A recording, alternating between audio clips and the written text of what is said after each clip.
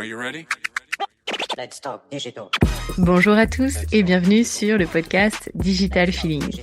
Je suis Elodie Chenol et j'accompagne les CEO à travailler leur personal branding et celui de leur marque grâce au digital. J'ai pour ambition, à travers ce podcast, de répondre à toutes vos problématiques concernant le marketing digital.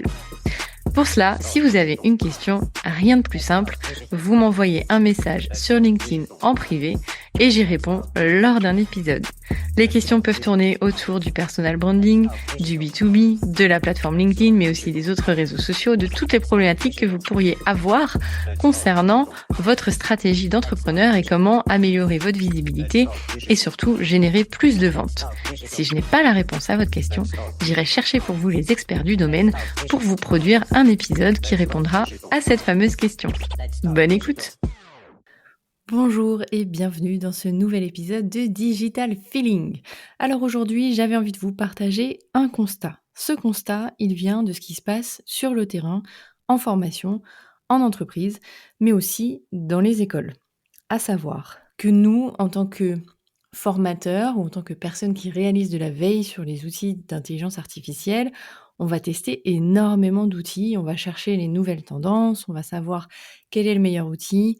Vraiment, on va creuser pas mal de points. Il y a même des personnes qui sont très très avancées, qui vous proposent des automatisations avec des agents IA dans tous les sens. Donc on peut aller très très loin avec les outils d'IA.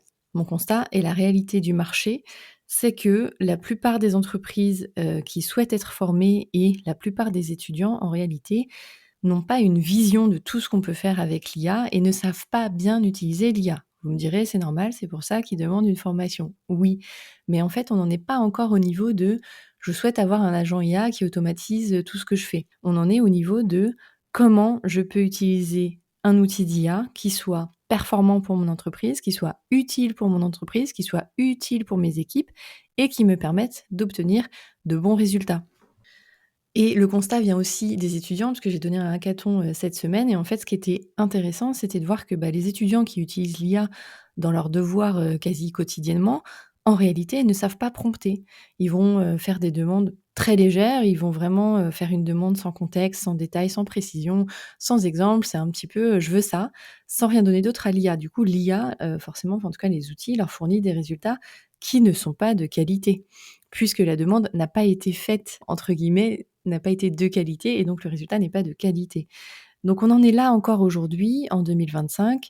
Il faut apprendre aux entreprises, il faut apprendre aux étudiants à bien utiliser les outils d'intelligence artificielle, à bien prompter. Alors j'ai vu des débats, il y en a qui disent que le prompt engineer c'est mort. Franchement, si on ne sait pas bien demander à l'outil d'IA, on n'aura pas un résultat de qualité. Donc oui, il faut savoir prompter. Non, ce n'est pas une science qui n'est pas accessible. Effectivement, il y a des bonnes pratiques. C'est comme quand on rédige un post pour les réseaux sociaux.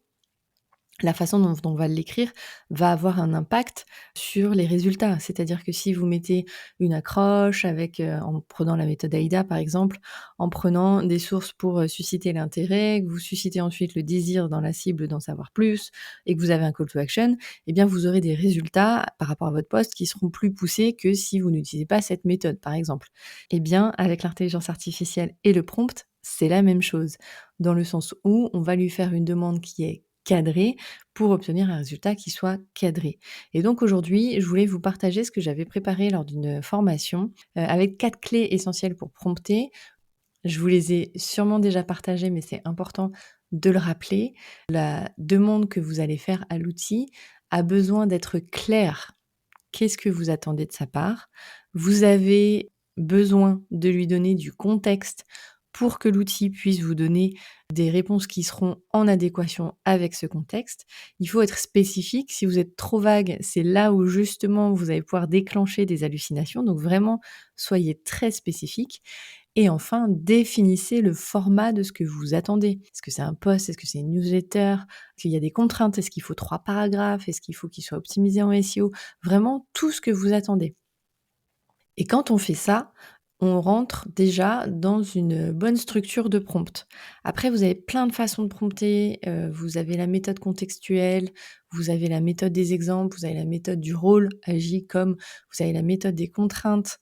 Et tout ça, ça vous permet déjà d'avoir une bonne structure de prompt. Mais ce qui va vous permettre d'aller vraiment plus loin, c'est d'utiliser les techniques de prompt avancées.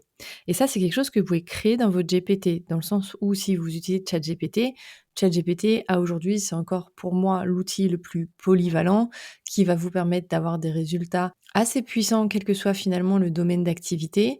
Bon, pour les visuels, il fait le taf et c'est pas le meilleur, mais il vous permet quand même d'avoir cet accès à la création de visuels, à la création d'infographies. Ça vaut ce que ça vaut, mais ça vous donne une première piste. Et en fait, si vous utilisez des méthodes de prompt avancées, eh bien, vous aurez des clés pour aller encore plus loin. Et pourquoi je vous parlais des GPT?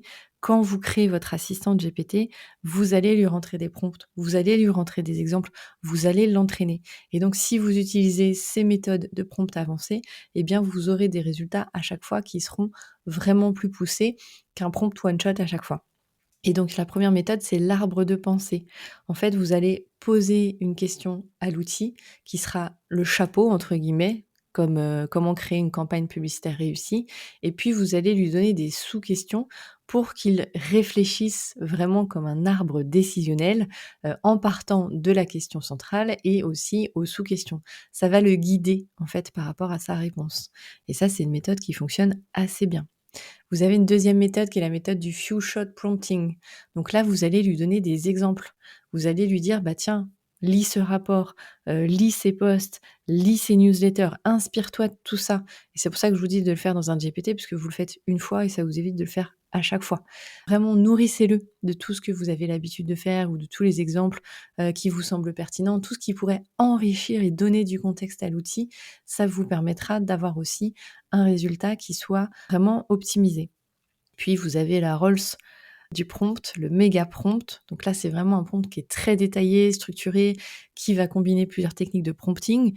Donc là, ça peut être assez impressionnant. Et en fait, ce qui est bien dans cette méthode, c'est que c'est très, très structuré et très détaillé.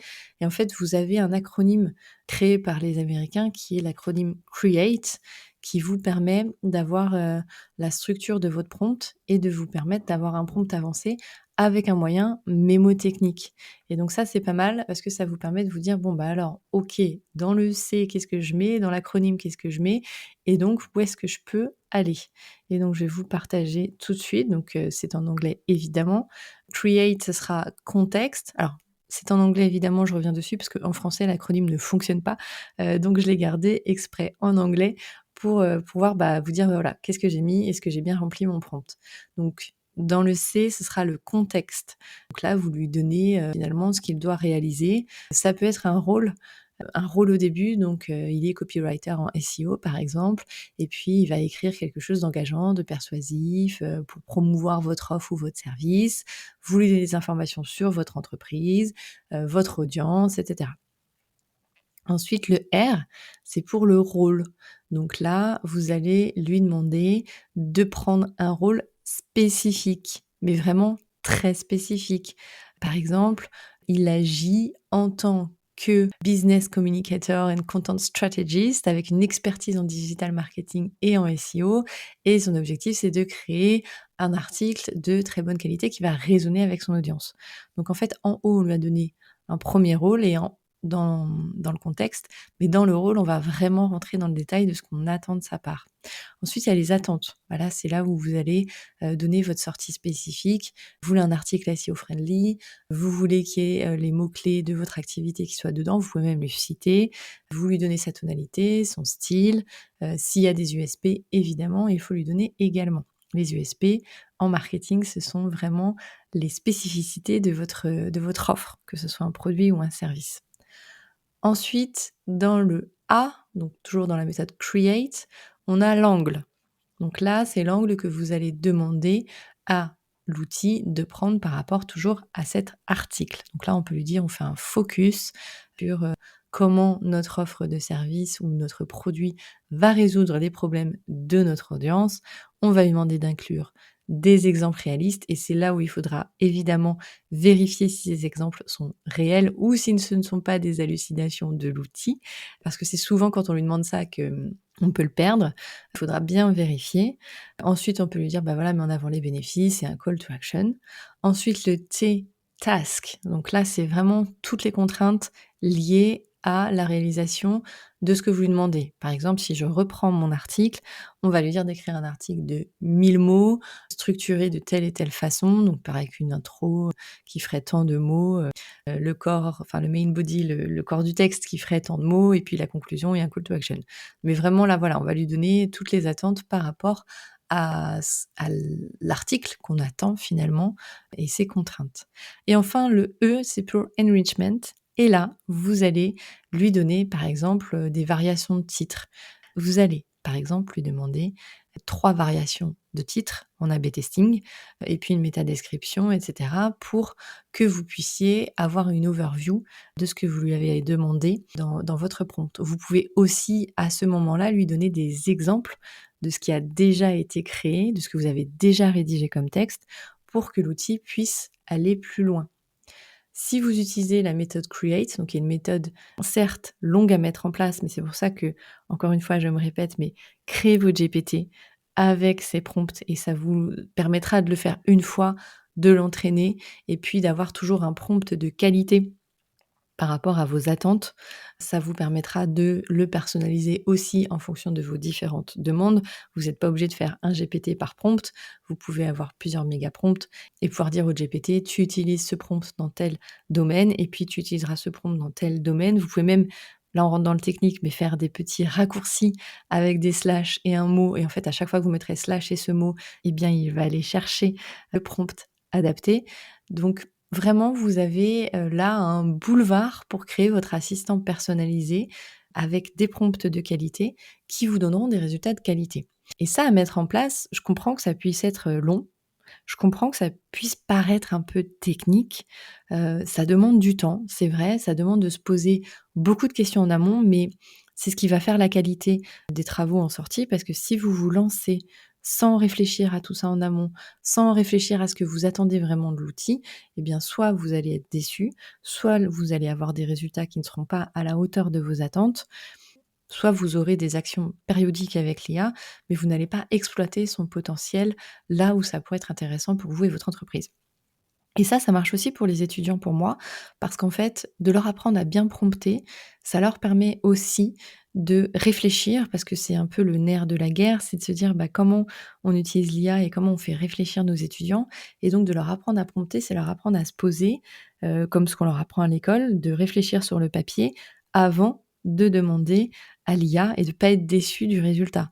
Alors évidemment, s'ils savent super bien prompter après, leurs devoirs font d'une qualité incroyable et c'est peut-être pas ce qu'on attend, mais ils le feront de toute façon. Donc, aidons-les à orienter de bons prompts, à créer de bons prompts et aussi, c'est un peu mon fer de bataille de cette année, mais à avoir un sens critique, à challenger ce que propose l'IA et ça, c'est pour les professionnels comme pour les étudiants, de pas avoir le syndrome du cerf dans les phares. Oui, c'est bien écrit, oui, waouh, ça va vite et on se dit: «Franchement, c'est incroyable, je sais pas si j'aurais fait mieux», mais non, le résultat n'est pas nécessairement de qualité. Parfois, il peut être creux, parfois, il peut être, complètement hallucinant, c'est-à-dire qu'il y a aucune source de vérifier et donc ce qu'il vous a proposé n'existe pas.